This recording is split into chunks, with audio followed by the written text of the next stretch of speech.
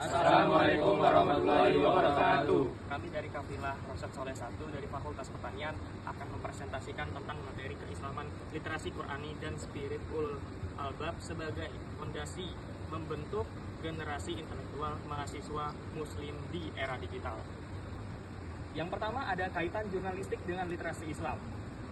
Yang pertama ada sidik dan hak yang berarti kebenaran. Artinya jurnalis wajib menyampaikan fakta tanpa adanya kebohongan.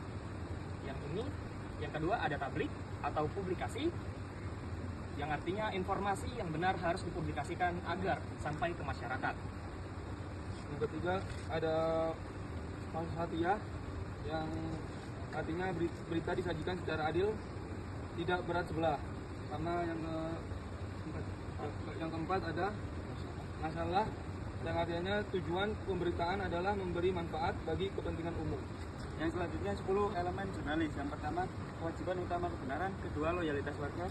Ketiga, intisari verifikasi. Keempat, menjaga independensi.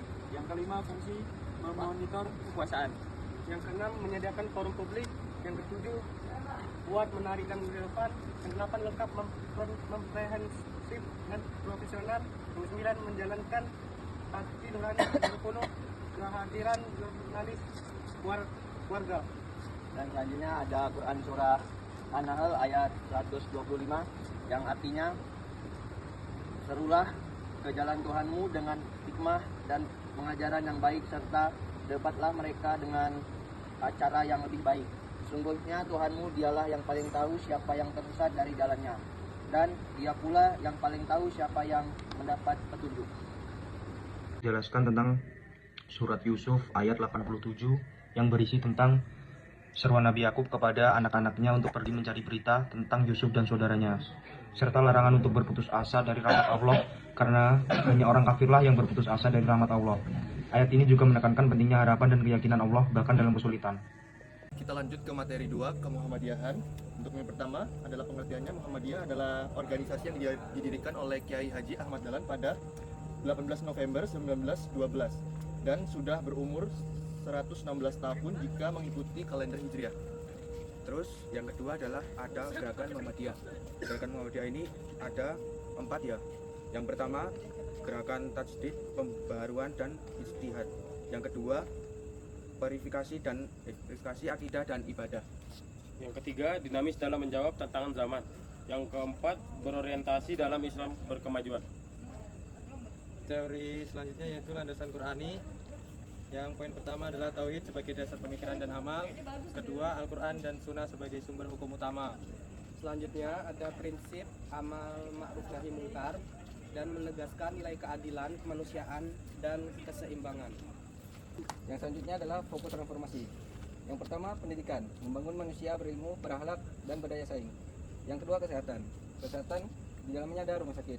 Selanjutnya, ekonomi, pemberdayaan umat dan kemandirian dan koperasi. Selanjutnya dakwah dan kebudayaan, dakwah bilhaq, literasi digital, dan penguatan budaya Islami. Nilai peradaban Quran dalam kemuhammadiyahan adalah perwujudan ajaran Islam yang berlandaskan Al-Quran dan Sunnah, yang bertujuan membangun masyarakat Islam berkemajuan. Ini mencakup penguatan akidah, akhlak mulia, dan pelaksanaan ibadah yang konsisten, serta mengamalkan nilai-nilai wasiat seperti keseimbangan, keadilan, toleransi, musyawarah, pembaharuan, kepeloporan, dan kewarganegaraan yang baik. Nilai peradaban Qurani dalam Muhammadiyah itu merupakan prinsip-prinsip atau nilai-nilai yang bersumber dari Al-Quran dan menjadi dasar dalam membangun kehidupan individu, masyarakat, dan bangsa yang berkemajuan. Muhammadiyah sebagai gerakan Islam berupaya menerjemahkan nilai-nilai Al-Quran ke dalam praksis kehidupan nyata, baik dalam bidang pendidikan, sosial, kesehatan, ekonomi, maupun politik. Mungkin sekian dari kami, presentasi dari kami dari Kafilah Rosyad Soleh 1 tentang keislaman dan kemuhammadiyahan. Kami akhiri, wassalamualaikum warahmatullahi wabarakatuh. Dadah.